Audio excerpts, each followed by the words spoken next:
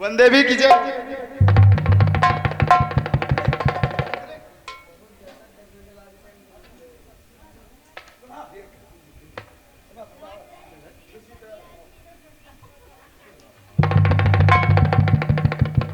अब मुझे बंदेवी के भरवा दिया है, अब प्रभावती के पास चलकर मुझे इनाम लेना चाहिए।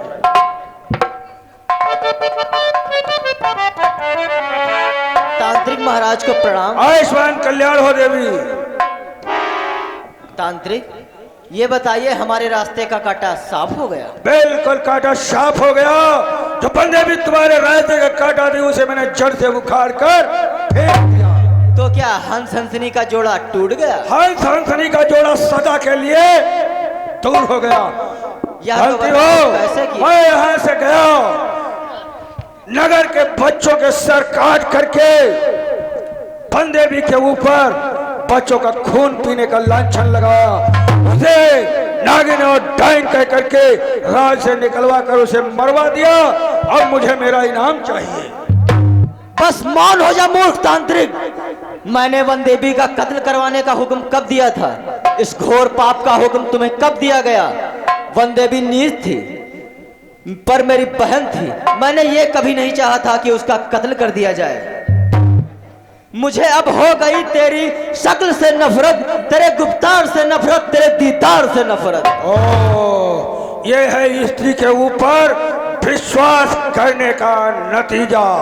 अरे दुनिया वालों, कान खोल कर सुन लो, कभी स्त्रियों की बात पर विश्वास नहीं करना, वरना जो दशा आज मेरी हो रही वही आपकी भी होगी। पहले तो मुझसे वादा किया था कि तुम्हें धनमाल से माला माल कर दूंगी, और आज जब मैंने हंस हंसनी का जोड़ा खत्म कर दिया, तब मुझसे ऐंठ करके बोल रही है, ऐ लड़कियों, मैं ऐसा वैसा नहीं हूं, मैं खूनी तांत्रिक हूं। आज तुम सभी को अभी चुड़ैल बना दूंगा और इसी जंगल में भूतों की तरह से भज भज।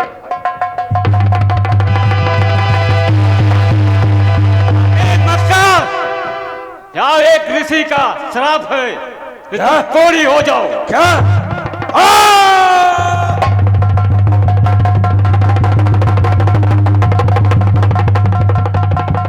ये क्या हुआ? मैंने इतना बड़ा अपराध कर दिया कि एक ऋषि ने श्राप देकर मुझे कोढ़ी कर दिया। भगवान, अब कहाँ जाऊं? अब तो हाथों में जलन भी होने लगी। अपनी कुटिया की तरफ चलूं, शायद वहां पर मेरे शिष्य हों, तो हो सकता है वो मेरे इलाज के लिए कोई उपाय करे।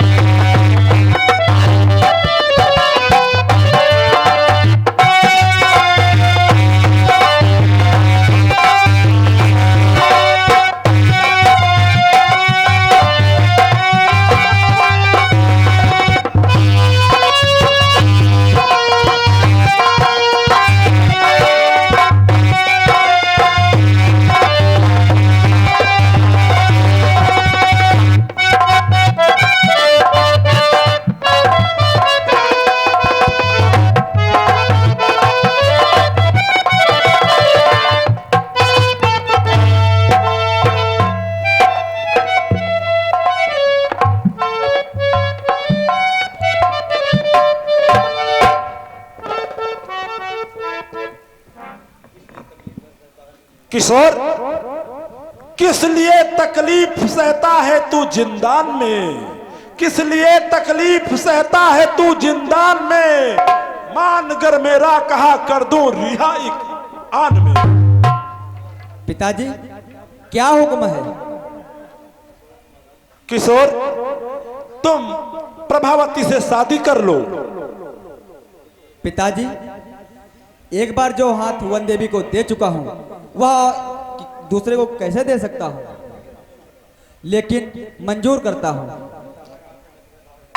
और इसलिए जब आप मंजूर कर रहे हो तो मैं तुम्हें कारागार से बाहर करता हूं। सेनापति किशोर को कारागार से बाहर निकालो।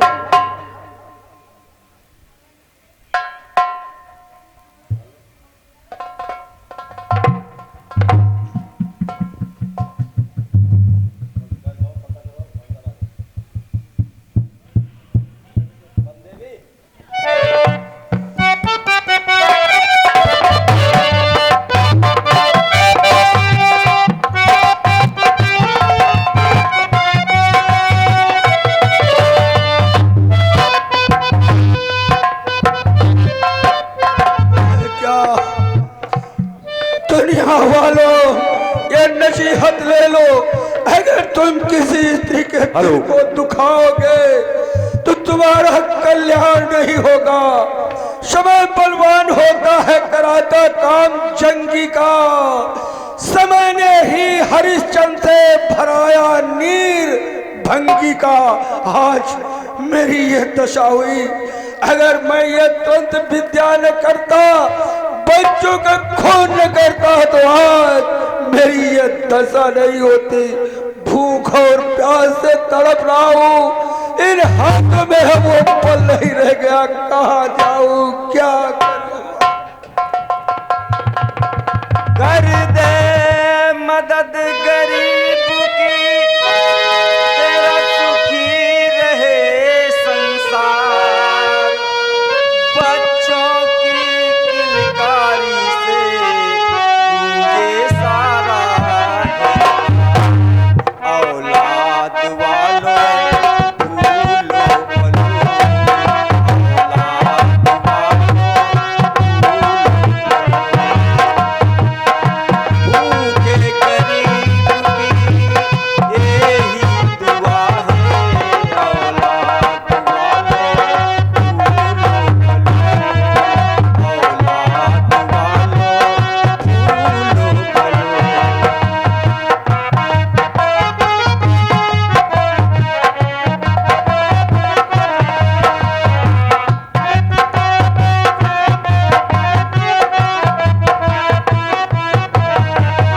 पैसे दो पैसे में तुम्हारा कुछ न कटेगा, दौलत वालों।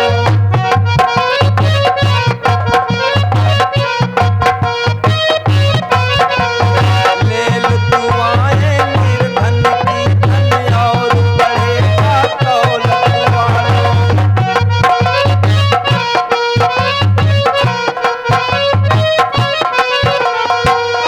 उसी को मिला है जग में जिसने दिया है।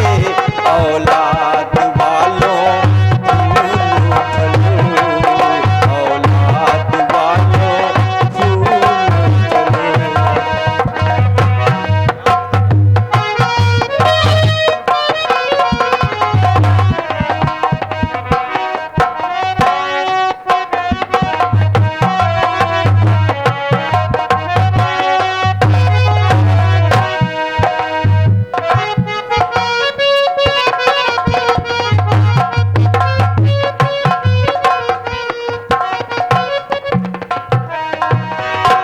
आप आश्रम पर चलिए और पिताजी आपको ठीक कर देंगे। मैं जानता हूँ, तुम्हें भी जानता हूँ, तुम्हारे पिताजी को भी जानता हूँ। मेरी ये दशा है, जिसको देख करके आदमी घृणा करता है, मुझसे दूर भागता है। और एक तुम हो जो मुझे आश्रम पर लेकर के चलती हो, भोजन कराती हो, हमारी दवाइयाँ करती हो। चलो देवी, मैं तुम्हारे साथ में चलता हूँ।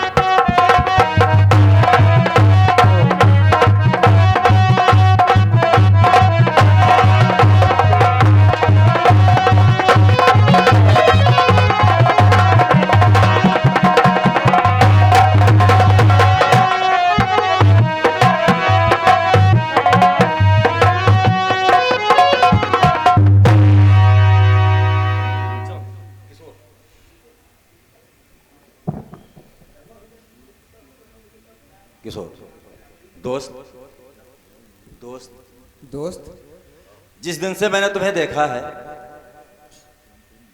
जिस दिन से मैंने तुम्हें देखा है,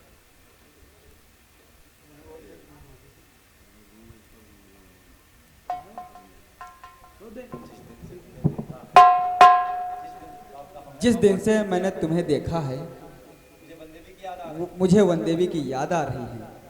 जब से मुझे मालूम पड़ा है कि तुम वनदेवी की सगे भाई हो, मेरा हृदय गदगद हो गया।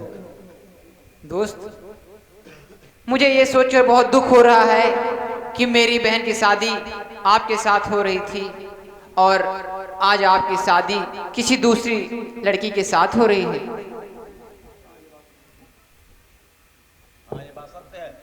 हाँ, यह बात सत्य है।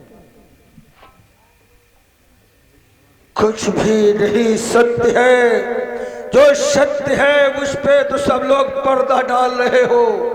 महाराज, एक खूनी पापी, एक अपराधी, एक ब्राह्मण आपके सामने खड़ा है। सबसे बड़ा अपराधी और खूनी ये तांत्रिक।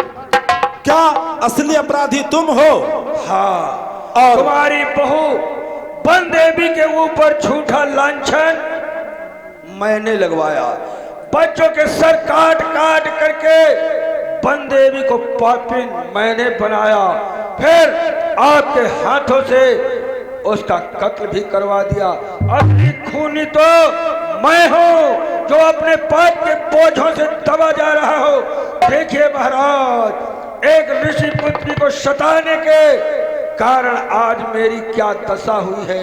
अब तो मेरे पेट में भी कीड़े पड़ गए हैं। महाराज, इस पापी का अंत कीजिए, अंत कीजिए।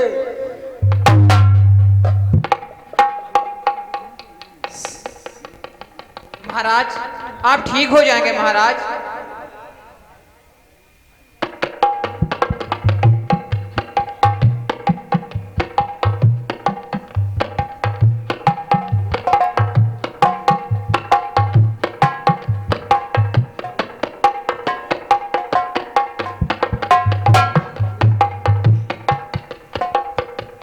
महाराज, कहिए। एक और असलियत है, वो बताइए। भी मैं बयां कर दूं, नहीं तो मैं आत्मा को चैन नहीं मिल पाएगी। कहो। ये क्या जो बात? तुम अपने सामने देख रहे हो ना, जी देख रहा हूँ। ये पुरुष खड़ा हुआ है। हाँ, ये पुरुष नहीं है। फिर कौन है? तुम्हारा बेटा इसे बनदेवी का भाई कहता है, बन देवता कहता है, लेकिन ये पुरुष नहीं बल्कि आपकी बहू बनदेवी अभी ठीक है। क्या तांत्रिक जी, ये मेरी बहन, ये मेरी बहू बनदेवी है? हाँ, आपकी बहू बनदेवी है। ऋषि पुत्री, अगर तुमने आज एक ब्राह्मण का जीर्णोद्धार किया है, उसके हाथों को ठीक किया है, तो देवी ये ब्राह्मण आपसे विनती करता है कि अपने असली भेष में आ जाओ, अपने पति को दर्शन दो और अपने ससुर की आत्मा को शांति पहुंचाओ। महाराज, कहो।